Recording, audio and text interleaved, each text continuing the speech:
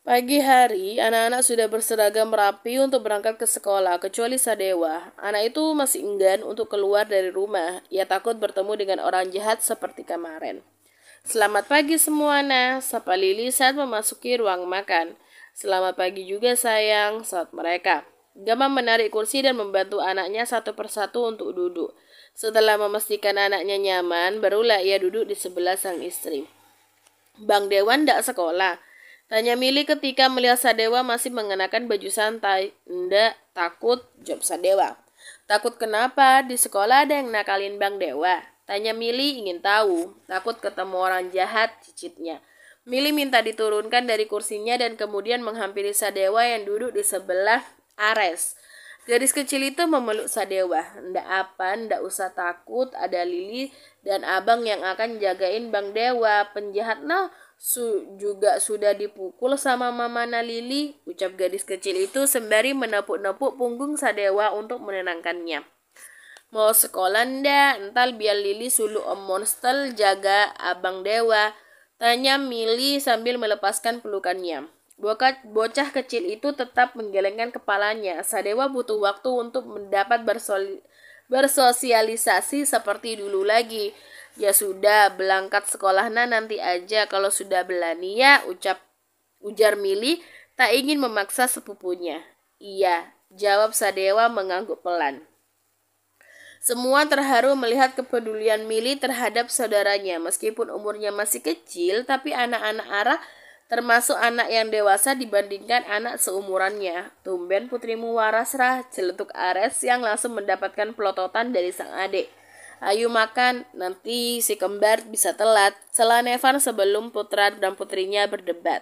Ara bangkit dan wanita itu mengambil piring milik suaminya dan mengisinya dengan nasi dan juga lauk. Setelah itu barulah dia melayani anak-anaknya. Lili mau ayam goreng aja mama, terus pakai kuah dikit-dikit aja mama, pinta Mili. Pakai sayur sayang, tegur Ara karena putrinya itu paling susah disuruh makan sayur.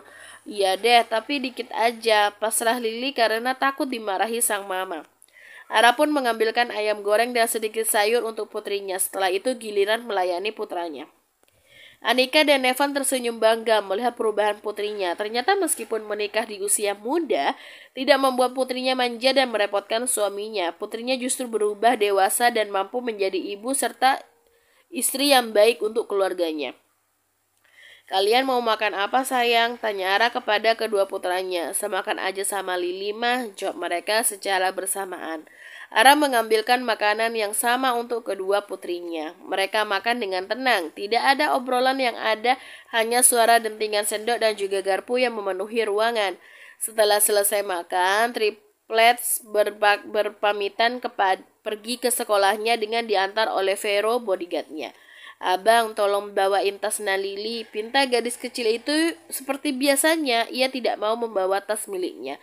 Maxwell pun membawakan tas milik adiknya. Putra sulung Ara itu sangat memanjakan Lili. Dasar pemalas, cibir Maxim. Ara menghela nafas panjang melihat kelakuan putrinya. Putranya juga nurut aja sama adiknya. Loh, kenapa tidak bawa sendiri sayang? Tanya Anika. Tasnya belat oma, Lili ndak kuat, biar abang aja yang bawa. Abang kan cowok, jadi halus kuat bawa tasnya Lili. Mili beralasan. Anika menggelengkan kepalanya dengan pelan. Cucunya ini memang agak lain. Tidak usah aneh bu, dia memang seperti itu. Herannya lagi, abangnya nurut-nurut aja tuh sama dia, ujar Ara. Mobil yang ditumpangi Mili perlahan mulai melaju meninggalkan area mansion. Kini giliran Gama yang berpamitan untuk berangkat ke kantor.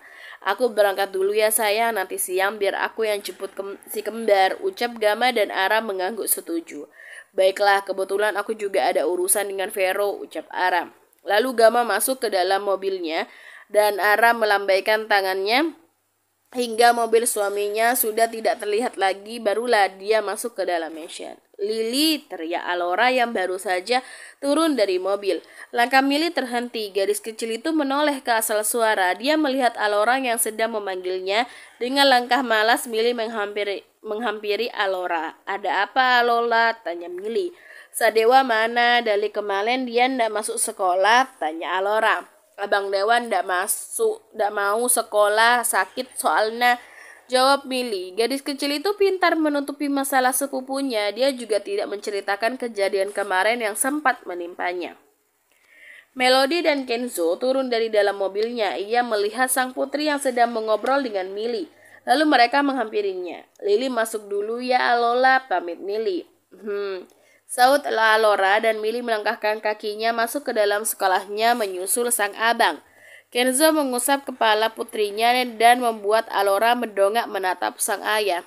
Ayah, nanti kita ke rumah Sadewa ya, kata Lili. Dewa sakit. Sudah 2 hari ini dia tidak masuk sekolah. Alola mau melihat ayah, pinta Alora. Kenzo tak langsung menyetujui permintaan putrinya. Ia mengalihkan pandangannya ke arah sang istri. Kamu aja, aku nggak ikut, ucap Melody yang tahu tatapan suaminya. Sampai sekarang Melody masih enggan bertemu lagi dengan Ares dan juga Nadine. Melody tidak marah sama mereka, tapi dia merasa malu bertemu dengan mereka, apalagi dengan keluarga Ares. Ya, meskipun Ares sudah memaafkan kesalahannya, tapi tetap saja Melody tidak memiliki keberanian untuk bertemu dengan mereka.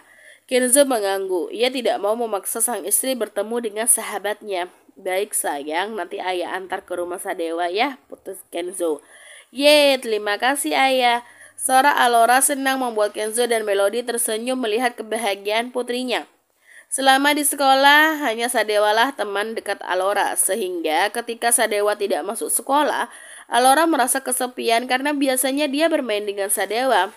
Setelah berpamitan dengan orang tuanya, Alora masuk ke dalam sekolahnya. Gadis kecil itu terlihat sangat bersemangat setelah sang ayah menyetujui permintaannya. Ayo, aku antar kamu ke kantor, ujar Kenzo setelah melihat putrinya menghilang di balik gerbang sekolah. Ayo, sebentar lagi aku juga ada meeting, saut Melody. Mereka berdua masuk ke dalam mobil dan mobil langsung melaju dengan kecepatan sedang menuju ke perusahaan milik Melody. Siang hari, dengan ditemani Vero, Ara pergi ke tempat penyekapan Margareta dan juga Doris. Ia harus segera menyelesaikan masalahnya dengan mereka berdua. Setelah menempuh perjalanan selama 1 jam lebih, mobil yang ditumpangi Ara tiba di sebuah bangunan yang ada di tengah hutan. Felix sengaja membangun markasnya jauh dari pemukiman warga. Dengan wajah datar dan dingin, Ara melangkahkan kakinya masuk ke dalam markas. Kedatangannya langsung disambut oleh anak buah Felix. Selamat datang Nyonya Ara. Terima kasih. Di mana tuanmu? Tanya Ara mencari keberadaan Felix. Tuan Felix ada di ruangannya. Mari saya antar Nyonya. Ara menyekori anak buah Felix dari belakang yang membawanya menuju ke sebuah ruangan yang berada di lantai 2. Ini ruangannya Nyonya, ucap anak buah Felix saat sudah berada di depan ruangan yang didominasi warna hitam. Setelah kepergian anak buah Felix, lantas Ara mengetuk ruangan tersebut. Tok, tok, tok, masuk, teriak seseorang dari dalam ruangan. Ara membuka pintu ruangan tersebut dan nampaklah pemuda tampan yang sedang sibuk dengan sebuah komputer miliknya. Untuk apa kamu kesini? Tanya Felix sembari memutar kursinya menghadap ke arah Ara. Tentu saja untuk menemuimu. Decak Ara sebal dengan temannya itu. Felix beranjak dari tempat duduknya dan melangkahkan kakinya menuju ke sofa yang ada di ruangan tersebut. Ia menjatuhkan bobot tubuhnya di sofa single. Bagaimana? Kamu sudah mendapatkan informasi tentang kelompok itu? Tanya Ara. Mereka dari kelompok Black Widow yang disewa oleh Doris untuk membunuh suamimu, jawab Felix. Siang hari, Firman menjemput Triplet di sekolahnya. Gama tidak bisa menjemput anak-anaknya karena laki-laki itu masih memiliki banyak pekerjaan yang harus diselesaikan. Mobil Firman berhenti di pelataran sekolah. Triplet berjalan menghampiri mobil Firman dan Firman pun langsung keluar dari mobil dan membukakan mobil untuk mereka. Papa mana? Kenapa paman Firman yang jemput kita? Tanya Maxim. Papa lagi di kantor, banyak pekerjaan yang harus kalian selesaikan. Sekarang paman akan mengantar kalian ke kantor ya, jelas Firman. Mereka mengangguk mengerti. Satu persatu mereka masuk ke dalam mobil dengan dibantu oleh Firman. Saat di tengah jalan, tiba-tiba Millie berteriak dan membuat Firman kaget dan menghentikan mobilnya secara mendadak. Stop! Pekik Millie. Beruntung tidak ada mobil di belakang dan yang ada, kalaupun ada, mobil bisa-bisa terjadi kecelakaan beruntun karena ulah Firman yang mengerem mobilnya secara mendadak. Kamu ini apa-apaan sih Lily? Untung kita nggak kenapa-napa, omel Maxim. Nona kecil, ada apa? Tanya Firman menoleh. Lili mau beli batagor, Paman, jawabnya sambil menunjuk ke arah seberang jalan di mana penjual batagor itu berada. Firman menghela nafas sabar, hanya karena batagor sampai membuat mereka hampir saja celaka. Andai bukan anak bosnya, mungkin sudah Firman lempar keluar dari mobil.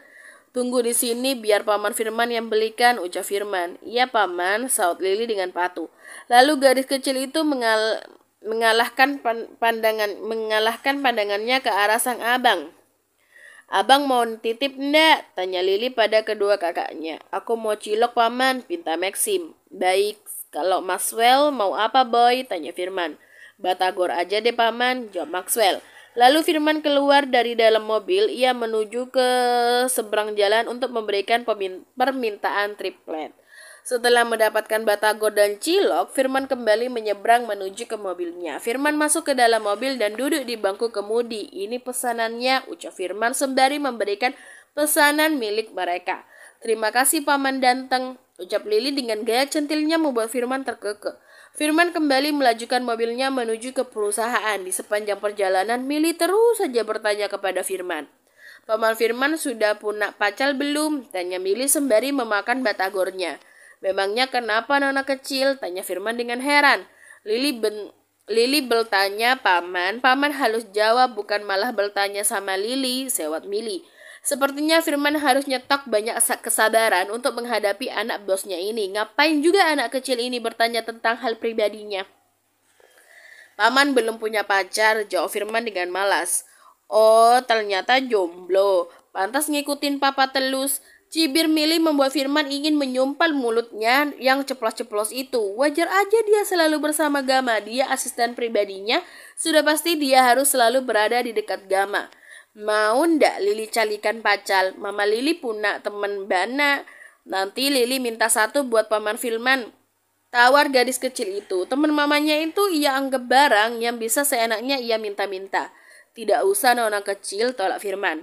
Ya sudah, ndak apa-apa. Entar kalau mau bilang sama Lili ya, biar nanti Paman Firman ada temennya ndak sendirian telus, ucap Mili. Bukan tidak mau menikah, selama ini dia sibuk bekerja sampai tidak ada waktu untuk mencari jodoh. Jangankan untuk mencari jodoh, sekedar untuk liburan aja itu susah. Gama kerap kali menyuruh Firman untuk lembur. Bagaimana mau punya pacar, Paman Firman kerja terus, ceplos Maxim. Paman minta libur aja sama papa. Kalau ndak berani nanti biar Lili aja yang bilang sama papa, timpal Mili. Firman hanya diam tidak menyauti ucapan mereka. Ia takut salah bicara dan bakal sampai ke telinga bosnya. Yang ada nanti panjang urusannya. Tak terasa mobil yang mereka tumpangi sampai di perusahaan. Dengan memakai masker, mereka keluar dari dalam mobil. Di sisi lain, Gama sedang berada di ruangannya sambil menatap layar laptopnya. Ceklek. Tanpa mengetuk pintu terlebih dahulu, sekretaris Gama langsung membuka pintu dan nyelonong masuk begitu saja. Tidak bisakah kau ketuk pintu dulu? Tegur Gama tanpa mengalihkan penglihatannya dari layar laptop. Maaf Tuan, saya kesini karena ingin meminta tanda tangan Tuan, ucap Airin sekretaris Gama. Taruh aja di atas meja, tita Gama. Tapi Tuan, ucap Airin keberatan. Gama menghentikan gerakan jemarinya dari atas keyboard. Dia melepas kacamata bacanya dan menatap ke arah sekretarisnya. Berkas apa? Tanya Gama dengan dingin. Berkas kerjasama kita dengan PT Agung Tuan, saut Airin dan memberikan berkas tersebut kepada Gama. Gama menerima berkas tersebut dan membacanya dengan seksama. Setelah selesai membaca, barulah Gama membubuhkan tanda tangannya di atas kertas tersebut. Ini, ucap Gama sembari mengembalikan berkas tersebut kepada sekretarisnya. Sekarang kamu bisa keluar, usir Gama. Bukannya buru-buru keluar, Airin malah diam mematung di ruangan Gama. Apalagi? Tanya Gama. Anu Tuan, sudah waktunya jam makan siang. Anda ingin dipesankan apa? Tidak usah, tolak Gama. Kopi mungkin, keke Airin. Saya bilang tidak ya tidak. Bentak Gama membuat Airin terlonjak kaget. Maaf Tuan, gagap Airin, tubuhnya tampak gemetar karena takut. Brak! Mili membuka pintu di ruangan Gama dengan kasar. Matanya membola saat mendapati sang papa sedang berduaan dengan Airin sekretarisnya. Oh, jadi begini kerjaannya. Ndak mau jemput anaknya? Karena ingin berduaan dengan perempuan lain. Sindir Mili sambil berkaca pinggang. Cepat pergi dari sini, jangan sampai aku meminta security untuk mengusirmu, usir Gama. Dengan langkah tergesa-gesa Airin keluar dari ruangan Gama. Akan tetapi saat ingin melangkah keluar, tiba-tiba langkah Airin terhenti karena panggilan seseorang. Tunggu, ucap Mili dengan lantang. Airin menoleh menatap ke asal suara. Nama anti siapa? Terus kerjaannya di sini apa? Tanya Mili secara rinci. Saya Airin, nona kecil. Saya bekerja sebagai sekretaris, jawab Airin dengan canggung. Mili manggut-manggut. Anti bisa keluar, ucapnya, dan Airin keluar dari ruangan Gama. Gama beranjak dari kursi kebesarannya dan melangkahkan kakinya menghampiri mereka bertiga. Gama mengecup kening anaknya satu persatu. Kalian sudah makan belum? Tanya Gama mengalihkan pembicaraan. Papa kenapa berduaan sama anti genik? Interogasi Mili sambil melipat kedua tangannya di depan dada. Gama menghela nafas panjang. Ia harus mampu meyakinkan putrinya, jangan sampai putrinya itu salah paham dan mengadu kepada istrinya. Bisa-bisa nanti malam dia tidur di luar. Kami sedang bahas kerjaan sayang, jawab Gama dengan cepat. Beneran, desak Mili sambil membicingkan matanya menatap papanya penuh selidik. Beneran sayang, tante itu kan sekretarisnya papa, ucap Gama yakin.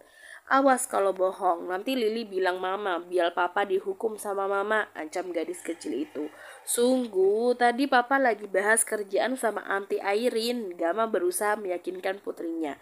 Kalian sudah makan belum? Bagaimana kalau kita ke mall, kita sekalian belanja, tawar Gama. Jangan mau dek, papa sedang berusaha menyuap kita, ucap Maxwell.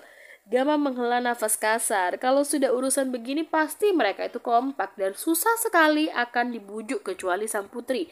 Biasanya hanya dengan makanan putrinya itu langsung luluh. Memang nak kenapa? Ini bagus abang, kita polotin uang nak papa. Lili mau beli tas balu sama sepatu balu biar tambah keren lilinya, ucapnya. Benar bukan, putrinya itu memang matre. Bersambung.